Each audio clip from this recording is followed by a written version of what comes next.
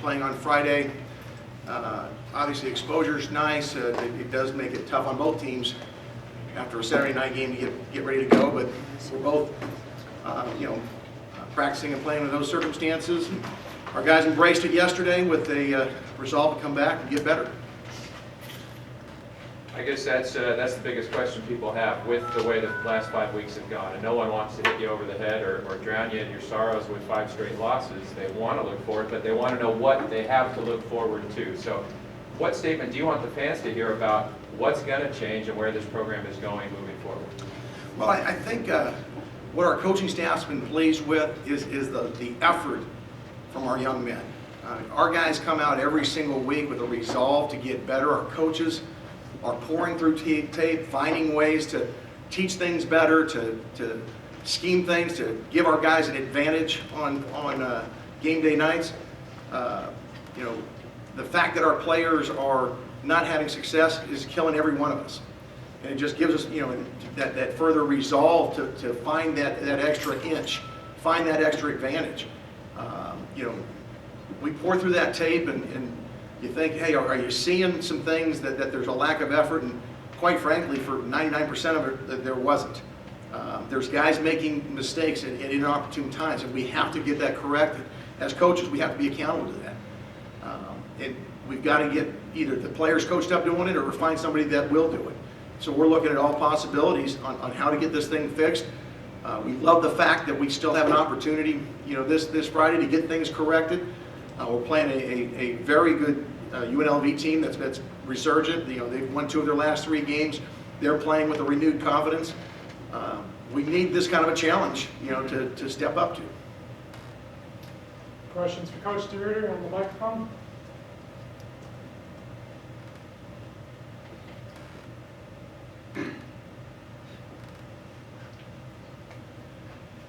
Coach, what's it like for you? I don't know if you notice, is get late in the third quarter, fourth quarter, and you look around and there's just kind of not many people left in the stadium? Well, we got to give them a reason to stick around. In years past we have. Obviously, we're not playing well right now. There's a lot of reasons for that.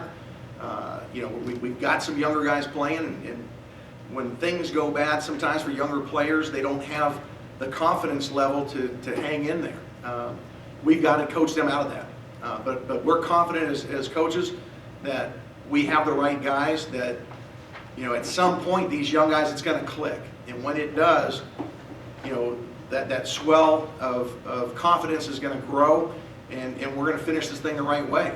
But it's got to start with the first game where you have that success. When you're digging that hole because you haven't had success, it's easy for a guy to get down on himself.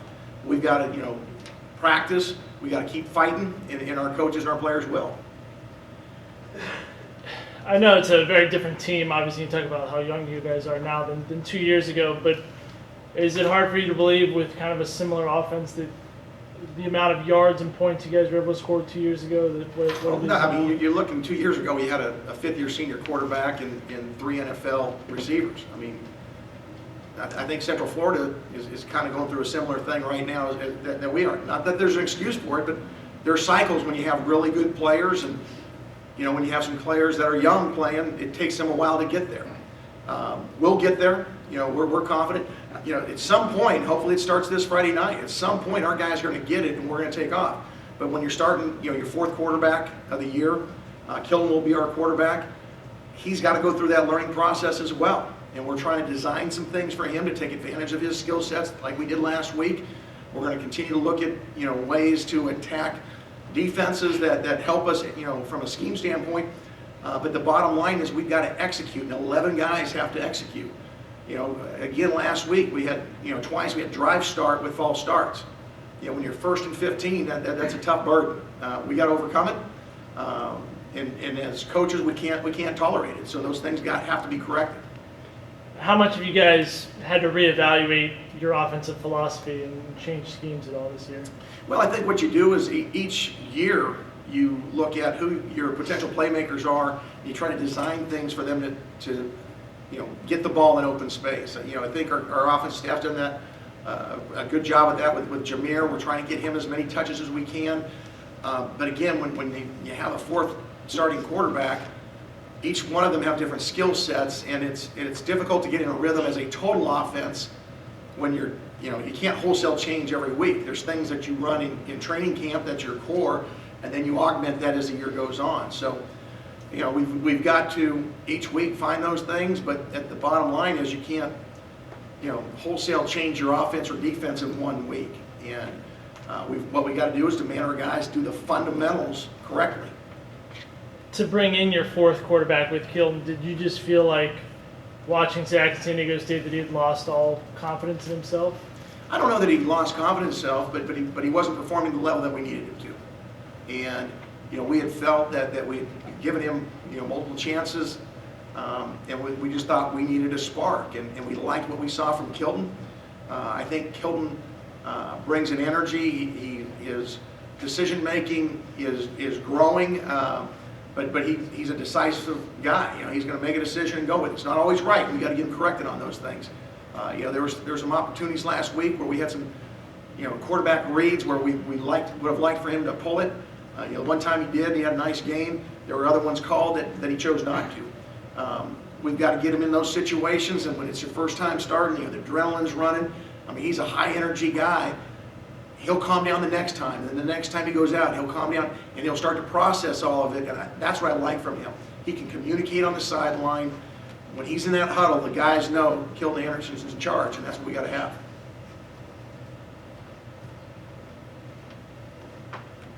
Coach, Kilton found out Saturday morning that he was going to be the starting quarterback. Now knowing that he's going to be the starter for the entire week, how do you think he's going to respond? Well, I expect for him to respond, in the way that any starting quarterback would, with great preparation.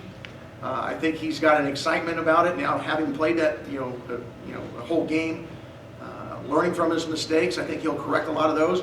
We know that he'll make some mistakes going forward. I mean, you don't just magically change, from game 1 to game 2. But I do think he'll improve, and I think he'll do a much better job of leading our offense. Will the distribution of first-team reps in practice be the same as last week, or is Kilton going to get an even larger chunk? He'll get an even larger chunk this week. And what's the strategy behind that? How do you expect that to help him out? To help Kilton? Yeah. He just needs reps. When we went through training camp, he was, 4th in the pecking order. And, when you're the 4th guy, you're not getting nearly as many reps, and which makes it tough when you get pressed into the service like he is. We've got to catch him up. And so Zach has a good base understanding of our offense. He needs reps to stay fresh. But Kilton needs, the majority of the reps, which we normally give our ones about 70% of the reps. Obviously, you couldn't anticipate the injuries to Chase and to Ford, but if you could go back to fall camp, would you handle the quarterback situation any different? I don't know that we would have handled it differently. You go through the first 2 weeks of camp and you have an open competition. Ford was left a little behind just because of the first few days having to miss. Kilton got a majority of his snaps then. You make decisions. I thought Chasen was going to be our guy going forward, and I really liked how he was progressing. He gets injured. It's football. It happens. Zach in practice had been very, very efficient, but in games we weren't seeing him make the progress that we needed him to make. And so you've got to start looking elsewhere. And obviously, because of circumstance at San Jose State, we went with Ford, and now that Ford's out, we're going to Kilton. And as far as Zach, what's your message to him as far as his future with this program and what role he has a chance to play? Zach's got to do what he did when he found out that Chasen was the starter, going to the Utah game. He probably had as good of a week of practice that he's ever had. He's got to be at the ready in case called. I liked how he came off the bench in the Utah game and went out and performed, and that's what he's got to do now, that Kilton's the starter. Is not get discouraged, keep fighting, keep working, and just wait for your opportunity. You opened by saying that the coaching staff is still pleased with the effort. I mean, did you not see signs of lack of effort in this game on Saturday night? I was talking about the last drive of the second quarter, before halftime, the opening drive of the third quarter. Was that really the best effort, specifically on defense, that you guys are capable of? Well, what happened on the tunnel screen play, the angles toward the ball carrier were not, good. but our guys are running to the ball. Our guys are giving great effort. You know, they've gone out there, we had short fields, you know, sure, you would have, you know, liked guys to take better angles to the ball and correct, and there's a couple guys on that particular play that did not give great effort. But, you know, if you look at the whole, you know, the 72 plays, whatever our guys played, there's a handful of plays where guys did not play, you know, the effort that we needed them to play. On the scoring touchdown run, we had guys misfit a run, and that's going to happen at times, unfortunately. You know, we had some young guys in there. It's not an excuse, but they've got to do a better job reading and knowing where to fit. And when you have injuries in the middle of a drive and a new guy goes in there and he doesn't fit right, he can look ugly. But as far as lack of effort, no. You know, we did not see that on the tape. And then, why is Martez Waller carrying the ball on the last drive of a 40-point game? I mean, that's seemed like an exposure to injury situation. Well, because the other two backs were injured at that point. The Hill, the freshman? Okay, we're not going to, you know, take a red shirt off a guy, and I hate that term, but, you know, right now we're planning on redshirting him, but I mean, it's a fair question, but the other two guys were banged up. What's their status now, Dustin and Malik? Mice had a neck deal. I think he's going to be okay. He's I think listed as tolerate today, and the same thing with Dustin. He had a foot injury, and I think he's going to be practicing as tolerate today. Hey, Coach, has there been any talks with offensive coordinator Dave Schrapp to maybe call the game from the booth, and maybe he can do game management better from up in the booth? We've had discussions about that. You know, the problem you have with a young quarterback is, because I've called defenses from the booth and from the sideline, and depending on the year, one's better than the other. My personal feeling is when you have a young team, it's better to see those guys' eyes. Now, to call a game, I think sometimes being removed from it, like Coach Toth is now, he can see things quicker and adjust quicker.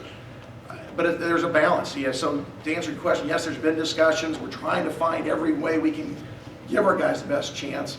But right now, I believe we'll probably stick with Dave on the sideline just to you know, be there to mentor Kilton. Any more questions for Coach? Along those lines, I think there was a question a couple weeks ago about your coordinators and play calling and scheming, and I believe what you said was, you know, you hire people you can trust, and then you trust them to carry it out. With the way things have gone, where from a fan's perspective, Mississippi loss was tough, Utah loss was tough, then San Jose State, and it got worse. Oh, it's going to get better this week. Oh, San Diego State feel even worse, and now at home to Utah State on homecoming, they feel worse than they ever have before. So, are you at a point where you feel like you have to take more control, you have to become more personally involved, you have to shake things up, or is it just doubling down on, no, I trust these guys, I believe in them, let's see what happens this week? First of all, I understand the frustration of our fans. Our coaches are frustrated, I'm frustrated, our players are frustrated, everybody is. So we're looking at everything. You know, I'm more involved in meetings, but again, at the end of the day, Coach Schramm and the offensive staff have more expertise in that area than I personally do. And so I've got to trust them. I give them the charge of, hey, we need to get this guy involved or this guy involved. They work out the details. And, you know, same thing defensively. Coach Toth and I have been together for a long, long time. He understands how I want the defense called. Fundamentally, we're not always, you know, playing with the right techniques, and we have got to get those things fixed. But as far as the X and O's of it, it's not an X and O thing, it's an execution thing. We have got to play with better vision. We've got to play with better technique. You've got to be able to play your gap and not be able to, you know, not be a force player and get reached and let the ball get outside of you. You know, they're throwing a bubble. You can't let the ball get outside. Basic fundamental, you know, it's not a scheme thing. It's basic fundamental football. We've got to do a better job of demanding our players do it the right way every time. And when the fans feel that way, we trust you don't feel that way. That when you see fans leaving, they're saying, okay, I've given up on this game. You're not giving up on the game. You're not giving up on the season. So what is it that's still giving you hope that this can turn around, that you can have a successful year? The thing that gives me hope is that our guys continue to come out with a fantastic attitude to work. I like our senior leadership. They're keeping guys in line. They're keeping guys motivated. Our young guys, you know, it's amazing. You know, they have not a ton of memory. It's okay. Hey, we didn't perform yesterday. Let's use it to motivate today and keep pressing forward. Those kind of things, I guess, you know, give us as coaches, a sense that we're going to get this thing fixed. We realize we're young. We realize we've got some guys that are dinged up, so that as young as we are, we're having to put even more young guys in. George Helmuth's a great young kid. He's a redshirt freshman walk-on. He's playing a lot more this year than he thought he ever would have to. And he's going to be a good player for us. We're just having to have guys play that are probably not quite ready for where they're going to be. We've got to push that button to speed that progress up. We know that this is a business that we're not playing for 2016. We're playing for Friday, and we're practicing for Friday. And our guys will have a great week of practice. We'll demand it from them, and we will have a great effort on Friday. Any final questions? All righty. Thank you, Coach.